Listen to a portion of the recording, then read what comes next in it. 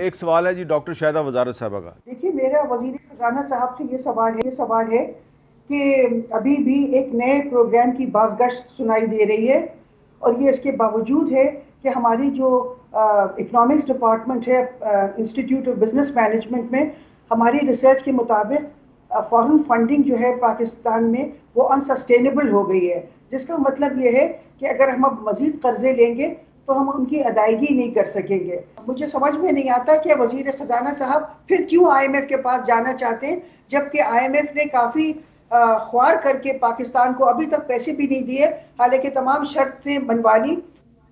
اچھا، اب یہ بڑا سمپل سا سوال ہے کہ ہم اس قابل ہی نہیں ہے کہ ہم غیر ملکی قرضے واپس کریں، تو پھر ہم مزید قرضے کیوں لے رہے ہیں؟ ایک تو یہ ہے کہ جیسے میں نے ریپیٹ نہیں کروں گا، میں نے پہلے سوال کے جواب میں بتایا تھا کہ جی وہ I M F financial global health doctor ہے جو سرٹیفکیٹ دیتا ہے کہ یہ ملک آن ٹریک ہے، اس کے بعد سب آپ سے ڈیل کرتے ہیں جی۔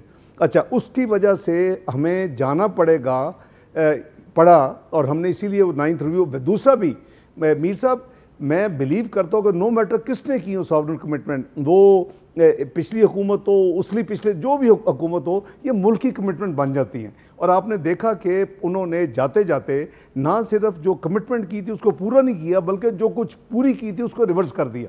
ہمیں بہت بھاری قیمت ادا کرنی پڑی کہ پاکستان کی کریڈیبلٹی گیپ بن گیا۔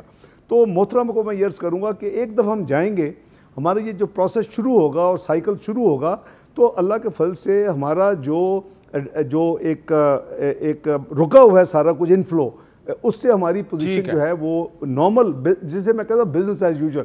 دوسرا، میں آپ کے توسط سے اپنی اس بہن کو بھی سب کو میں کہنا چاہتا ہوں کہ آپ اتنا پیسیمسٹک نہ سوچیں۔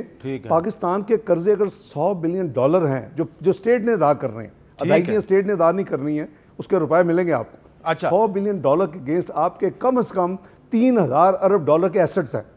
پلیز اس کو مائنڈ میں رکھیں۔ 6000 بلین کی ایسٹیمیٹڈ ایسٹس کی میں اس کو آدھا کرتا ہوں کہ 3000 تو ہے نا، کہاں 100 ارب، کہاں 3000۔ تو ہم ایک الحمدللہ سالونٹ ملک ہیں، ہم ایک بالکل خدا نہ خواستہ کوئی اس کے قریب بھی نہیں ہے، لیکن ہمارا لیکوڈیٹی کرنچ ہے، ہماری کیش فلو کی ایشو ہے، اس کو ہم ریزالو کرنے کے لیے انشاءاللہ پوری کوشش کر رہے ہیں۔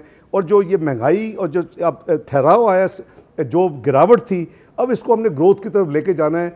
24ویں معیشت تھی، 47ویں 5 سال میں بنا دی ہے، واپس 24 میں جا کے 20 میں داخل ہونا ہے۔ یہ اگلے 10 سال کا جو ہے نا جی میجر چارٹر آف اکانومی ایک ایجنڈا ہونا چاہیے پاکستان کا۔ جو بھی حکومت میں آئے، پاکستان کی اکانومی کو ٹھیک کرنا بہت ضروری ہے۔